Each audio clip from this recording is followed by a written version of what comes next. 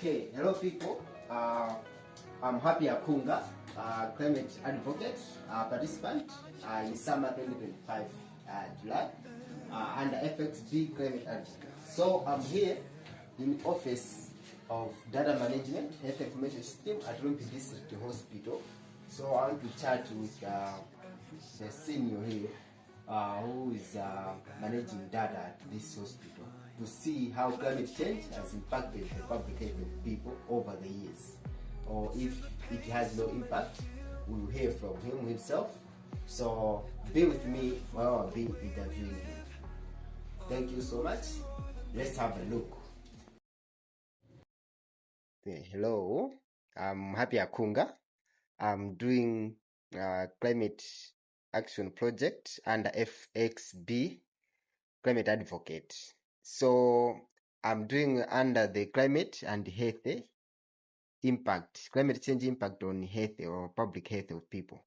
So I'm here interviewing some health personnel to know the data, how the diseases have been spreading over the years with the change of temperature. So I'm here with the data clerk. You introduce himself, and can you introduce yourself, sir? Yeah. My name is Mwayi Kayange, and I'm a clerk here at the hospital. Okay. According to your data, how do you think climate change, or I should start with saying, do you know climate change? Yeah, I know climate change. Okay. How is it affecting health or public health of people at Rumphi District Hospital here? In terms of like which areas mostly? You can just talk any area that you see that climate change is affecting. Maybe the temperature or heavy rains that is happening here in Rumphi. So you can just explain, elaborate for us. We want to know through your data you have if the climate change is impacting either positively or negatively here at the district hospital. Okay. Changes in climate is mostly affecting us negative.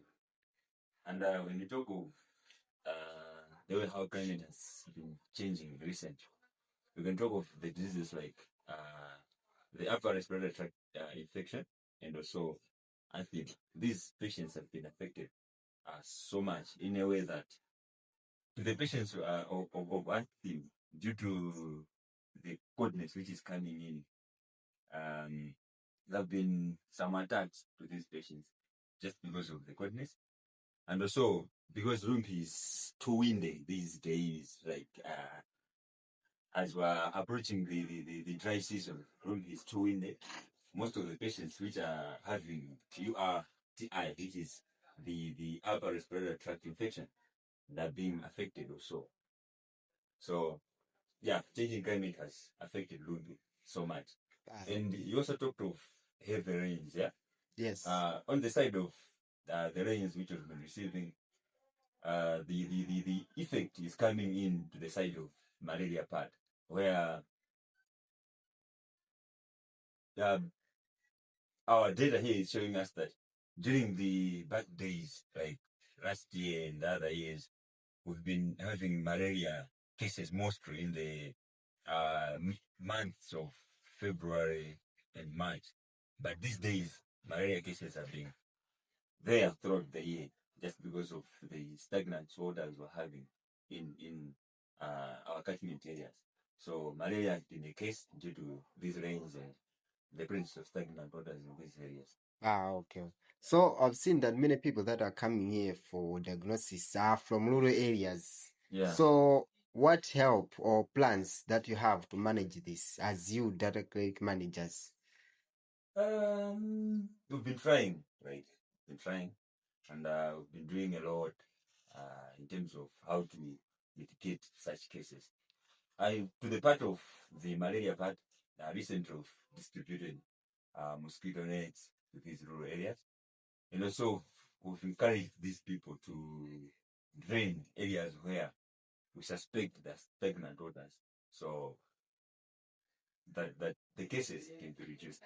Okay, so what the way forward that you think you need to improve um the health well-being of these people in rural areas, those that are not coming here, so that they can have more knowledge, because we have talked about climate change. Yeah. So the way that they can know how to adapt what is happening or to mitigate it. What You mean like those people who are not coming here? the hospital? Yes.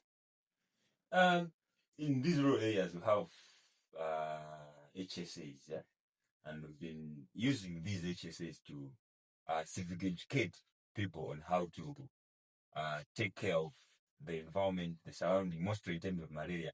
During these rainy seasons, yeah, we've been telling them that they should make sure that the surrounding of their houses, the grass is cut short, and they have to sleep under mosquito net. The mosquito net has to be treated with medication. Yeah. Okay. Yeah. So I want to also to know, do you have any barrier to enforce this or to improve, to make it more efficient? yeah, barriers are there, and we have a lot of barriers as a hospital to try and help these people who are in rural areas.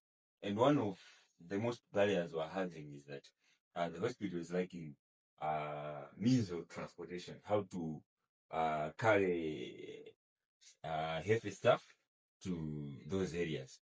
And also, we're lacking resources, like the mosquito nets we had recently. They came in low amount. Where we had a little amount of mosquito nets to distribute to the communities. I can give an example that this time around we are distributing 2 mosquito nets per household, meaning to say, even if you have 5 kids or 4, 2 more will give you 2 mosquito nets, meaning to say that we're lacking enough resources.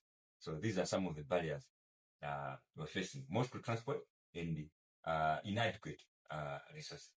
Okay. Yeah. Thank you so much. It has been a pleasure having you. You said Mr. Mwayi Kayange. Mwayi Kayange. Yeah, and Data Clerk. Okay. Yeah. Thank you so much for your time.